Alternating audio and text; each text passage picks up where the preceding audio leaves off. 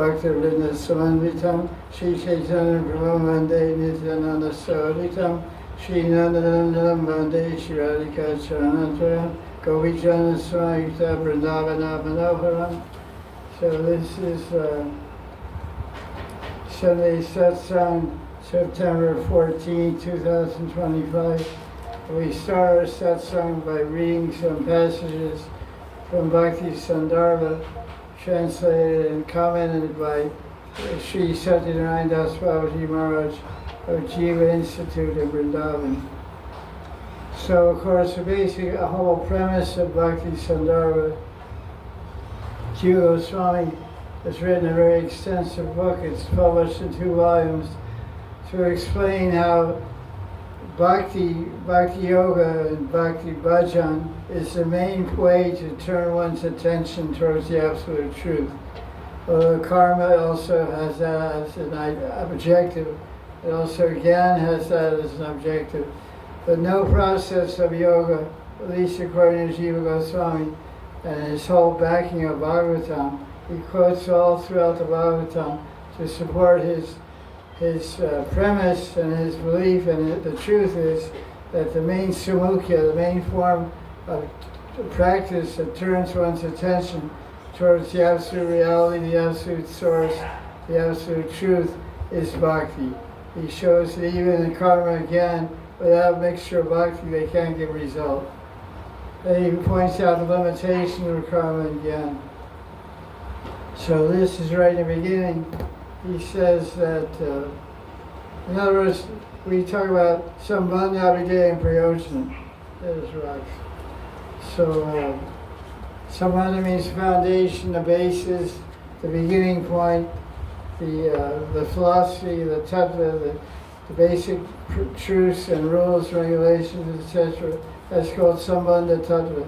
And abhidaya means the means, the way, the practice, the sadhana, the method to attain the goal, the sadhana to attain the sadhya. Sadhya is also called prayojana. So in this verse, what he calls Anuched 28 of Bhakti Sandarbha, he says Sakshat Bhakti Yoga is the Abhidaya. So he always quotes Sukadeva Goswami as his Mahajan, and the Bhagavatam as the Mukhya Praman, Mukhya Shastra, to establish all its philosophy. Because in India, among the Saddarshans, the 6 philosophies of India, and the various advocates and acharyas that preach these different philosophies, everyone accepts certain shastras as authority, as evidence, like Mahabharata, Ramayana, Puranas, Itihasas. So Bhagavad Purana is a Purana, it's called a Smriti, and it's accepted as a source of Praman. So you quote Upanishads, there's 108 major Upanishads, or you quote Puranas, 18 major Puranas, or you quote the Mahabharata or Ramayana or Brahma Sutra, which is called Vedanta Sutra. You quote these books, then everyone across the board, whether they're Vaishnava or Vaitan, or what they call sometimes they call Mayavad, they all will accept that, okay, that's the truth, and you have your interpretation of it, we have our interpretation of it.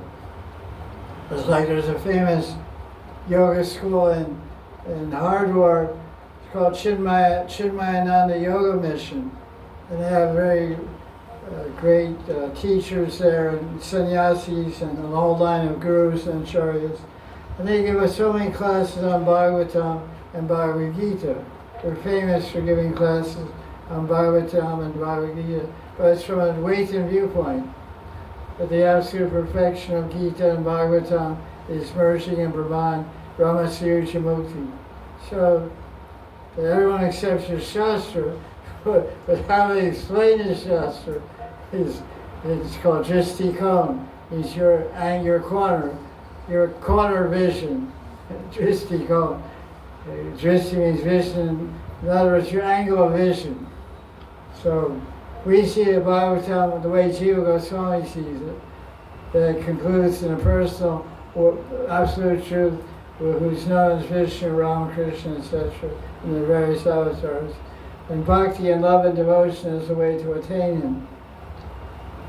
So in this chapter he explains that Jiva Goswami describes in Bhagavatam the paths of gyan and yoga are means of immediate liberation and gradual liberation. And then he gives an example of that. And then he quotes Sri Goswami, and then he says Bhakti Yoga is direct. The Bhakti Yoga is direct commentary on the whole, this honor shade, the Sakshat Bhakti Yoga is the Abhideya. Sadhana Babaji says that any other process, such as gyan or karma yoga, is inauspicious or troublesome and fraught with many impediments. For this reason, the reason for this is that other processes or ways of self-realization, like karma, gyan, and yoga, are not related to the self's intrinsic nature. In other words, they're not related to the Atma per se, they're related to the body and mind, or the social position that one is in, or ashram one is in. And the person who adopts those does not have the direct support of Bhagavan, because karma, varna, dharma, and gyan and yoga are all not including Bhagavan. They worship Devatas, Panchapasana, Surya, Durga, Shiva, Ganapati, and Surya, Shiva, Vishnu. Also, but most of the Gyanis don't worship, of course, Vishnu. So Bhakti has the advantage because Bhagavan's on our side. But the yogi has his mind and his body, the Jnani has his mind, and a karma kandya, or a karma follower of karma, varna, dharma, and karma, has his body and mind and wealth and all his yajnas and pujas, but he doesn't have any higher power working for him or helping him. So we have help from Big Daddy. We have help from above. Because everyone else has to get to the top of the ladder with their own feet. We have somebody pulling us up the ladder. We're walking up the ladder of bhakti, but someone's also pulling us up the ladder. Krishna's extending his hand, coming out to pull us up. The next honor shade is 29. He said, if you study, Jiva Goswami says, if you study the entire Vedic literature as a whole, one will see that bhakti is established as the Abhideya by all the Vedas. That's a pretty bold statement. They have some disagreement there. But this is what Jiva Goswami says, and he quotes so many Bhagavatam verses. Beginning with Brahma and second canto. How many times did Brahma study the Vedas? 3 times. The Shastras say Brahmaji studied the Vedas with 3 times with 4 heads. So 4 times 3 means 12 heads. Was 4 heads studied 1 time, 4 heads studied 2nd time, 4 heads studied 3rd time. So that's 12 times. Or 12 divided by 4 is 3. And what did he conclude? He said, well, obviously, he said, yeah, basically like that. But he said, one will understand that all the Vedas describe Hari Prem as the goal of life. So the fact that Brahma studied and meditated and deliberated 3 times, he did that so because the Veda, let's see. Why, here's a trick question. Why did he study 3 times the Vedas? Because from karma point of view, from jnana point of You're too smart. view. Is it analogous to when Caitanya cleaned the temple 3 times? What is it? What is it? Is it analogous to the Titan cleaning temple 3 times? I don't know about that. Well, only 3 times to clean every day.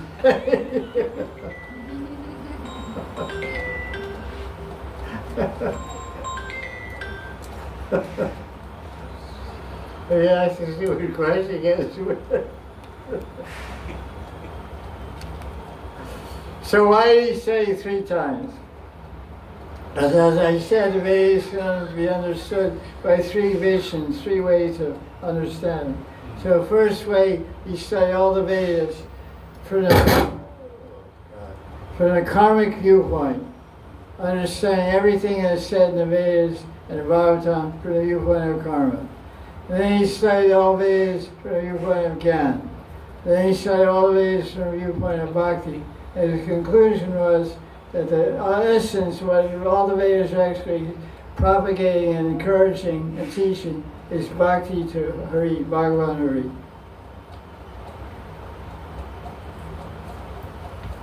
So let's go on now.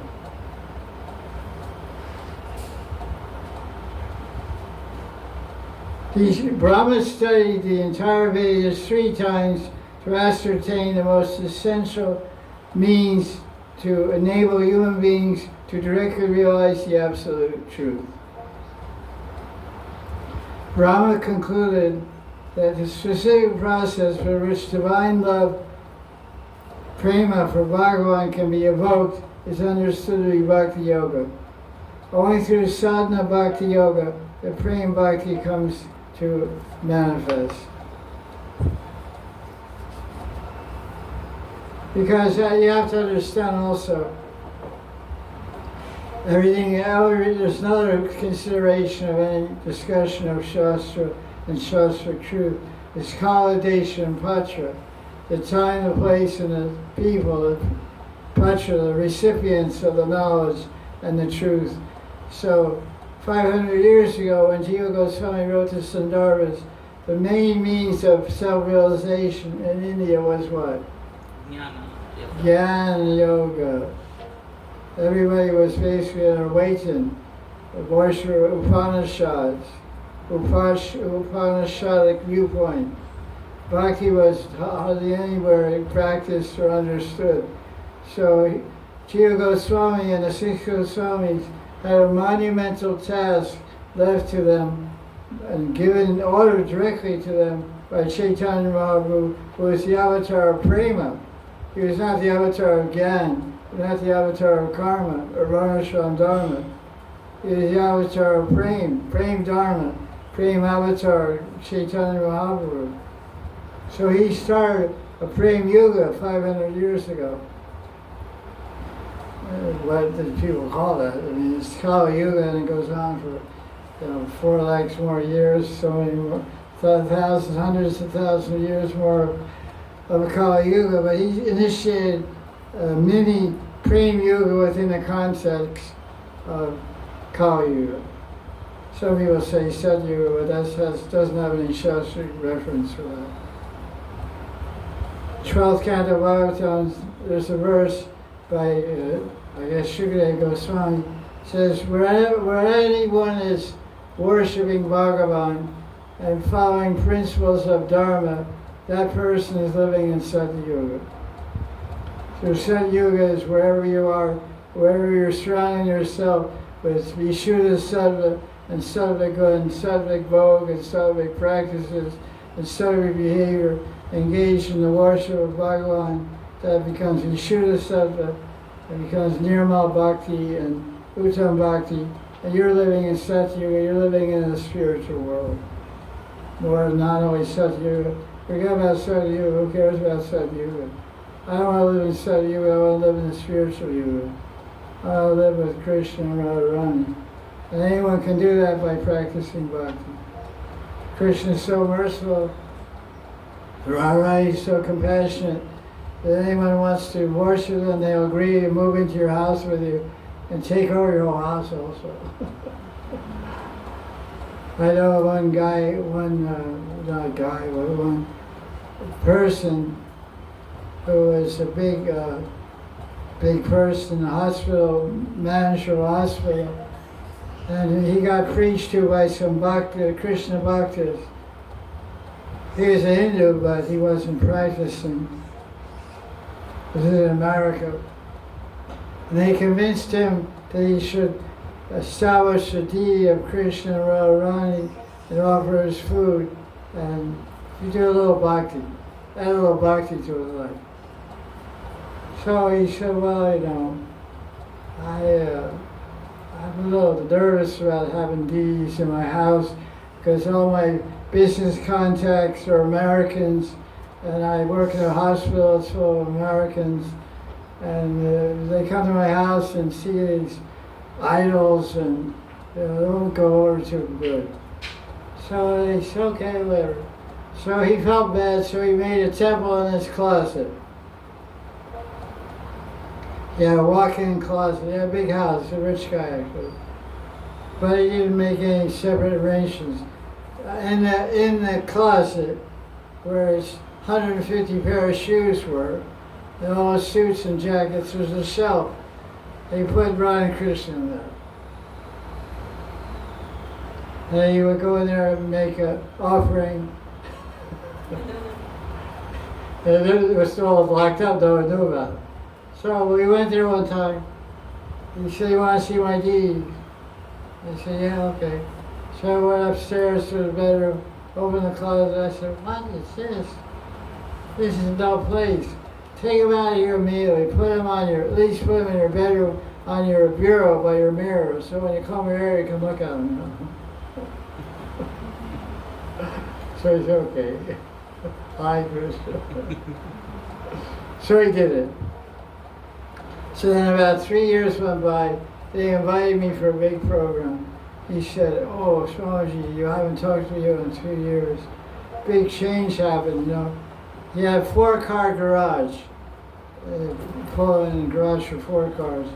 He said, my garage, I moved my deities out of the closet and off my dresser bureau, and I turned the whole garage into a temple. Marble floors and put a dome on it and everything.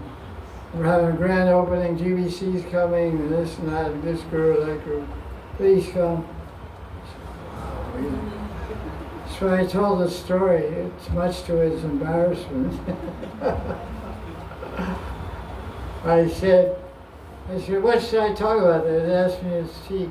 So what do you want? I said, can I talk about the history of the deities? He said, yeah. So I told. So like that, Krishna is so kind and merciful, he'll come into your house and accept your bhakti worship. That's the story with a happy ending. So this is bhakti is a prime duty for all human beings. That's text 30. What is the engagement by which one can attain love for Krishna? Tasmat sarvatmana rajan. You know that verse? It's a good verse. Hari sarvata sarvada shrotavyam kirtitavyascha smartavya bhagavan rinam. Oh, Bhagavan Ri should be heard about, glorified, remembered, always and everywhere, by all human beings with the totality of their beings. That's very similar to Shrimatam, no, Sadatam. No, not the other one. Sadatam, Swaratam. Smartavya Sadatam. Swaratam Vishnu. Smartavya Sadatam Vishnu. Vismartavyam. Yeah, that one. That's the one. It's very similar. In all circumstances, which here we can't remember Krishna. So bhakti is the universal process. It's indicated in this verse, Bhagavatam, Canto 2, Chapter 2, verse 36, by the words Sarvatra, Sarvada, and Rinam. Sarvatra means everywhere, which means that bhakti can be practiced anywhere. In a temple, a holy place, on a mountaintop, underwater. You go underwater in a scuba tank and take your deity down and put it on the ocean floor and give them darshan on the sharks.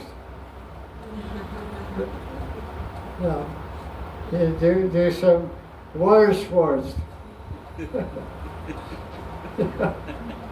you can worship Krishna anywhere. And sarvada means always, every time, every moment, whether you're awake or sleeping, during childhood, youth, or old age.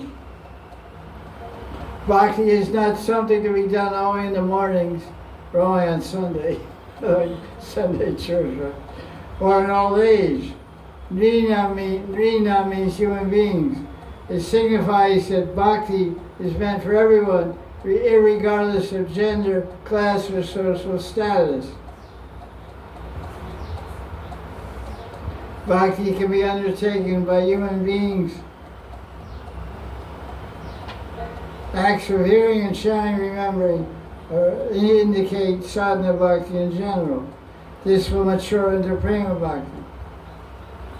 So that's pretty good.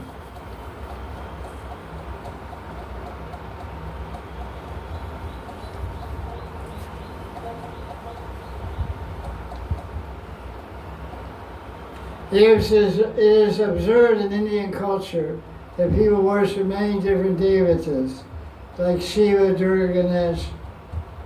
Some do it regularly and some on special occasions, such as Deepavali, worship of Lakshmi, Saraswati, and Durga.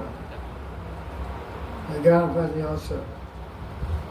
People worship these devatas with hope of getting blessings. Everybody always wants blessings. India's really blessing conscious. Every time somebody comes here, it always asks for blessings. I get fed up with it sometimes. One lady came with her son.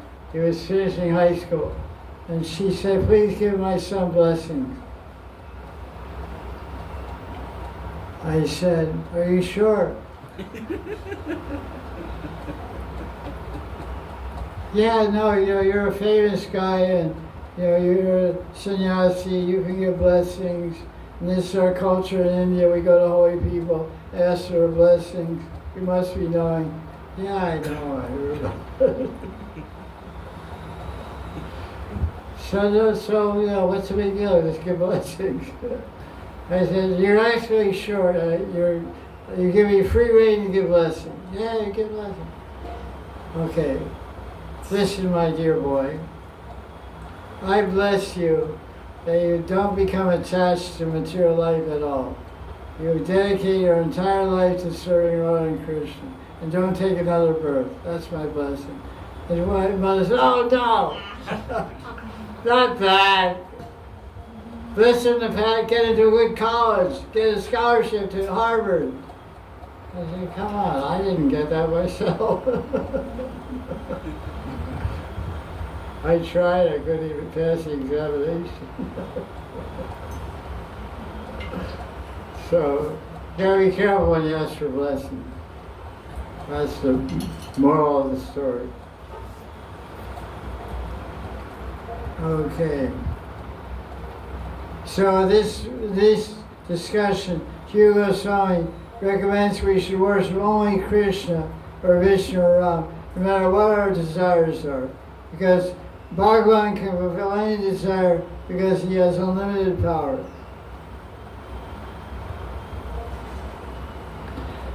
What is the difference between worshipping Bhagavan and worshipping a devata?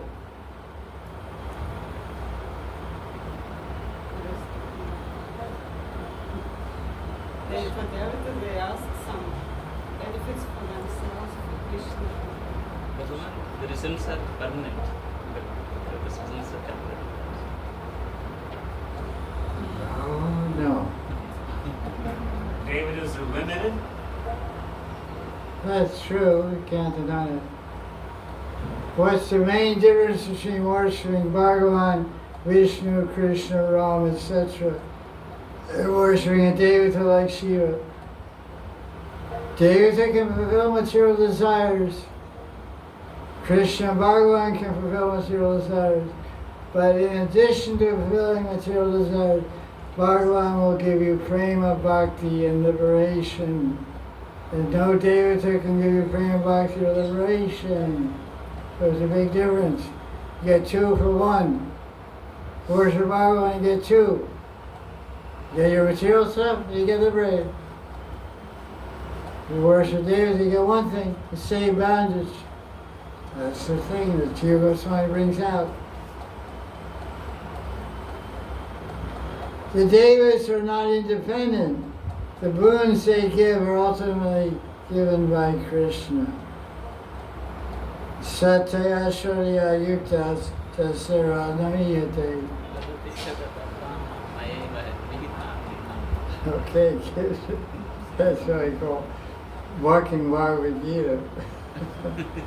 Thank you very much. Your father trained you well. The boons awarded by Devas are temporary, which the gentleman said, whereas Bhakti to Vishnu gives eternal benefit, as said in 723, Antavatu Phalam.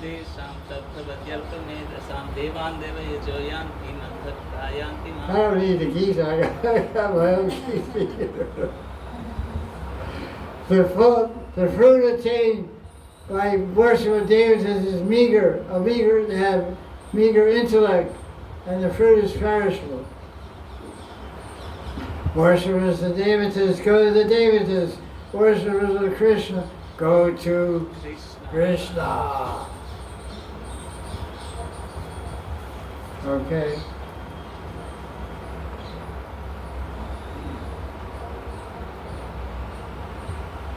How it can be asked, how is it possible someone can worship a Deva like Indra Ganesh, and how can that person attain bhakti? The worshipper should only attain what's specified by Sukha as the outcome that accrues from such worship.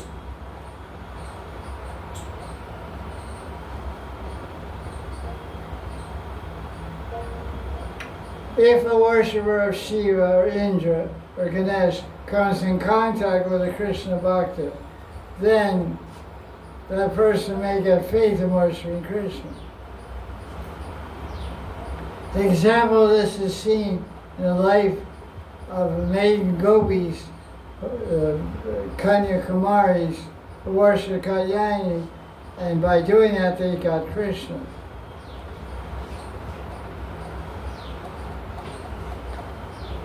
So that means the same Durga, you can worship her to get material things, you can also worship her to get Krishna.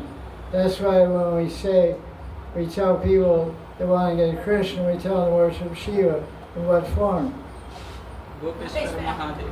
Gopeshwar Mahadev or Kundeshwar Mahadev, Bankani Mahadev, Uteshwar Mahadev, Kameshwar Mahadev, Chakreshwar Mahadev, Naveshwar Mahadev, Asheshwar Mahadev. We worship any form of Mahadev and pray to him for Krishna Bhakti.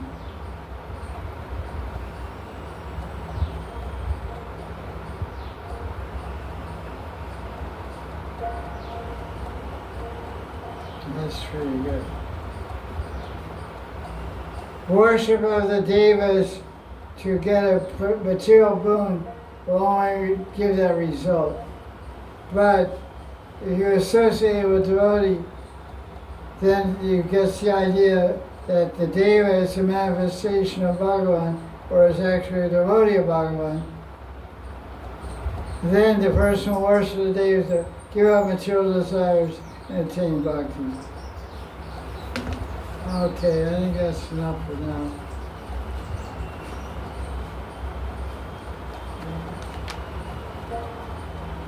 Next week we'll do Life Without Bhakti is Meaningless. Okay, watch out.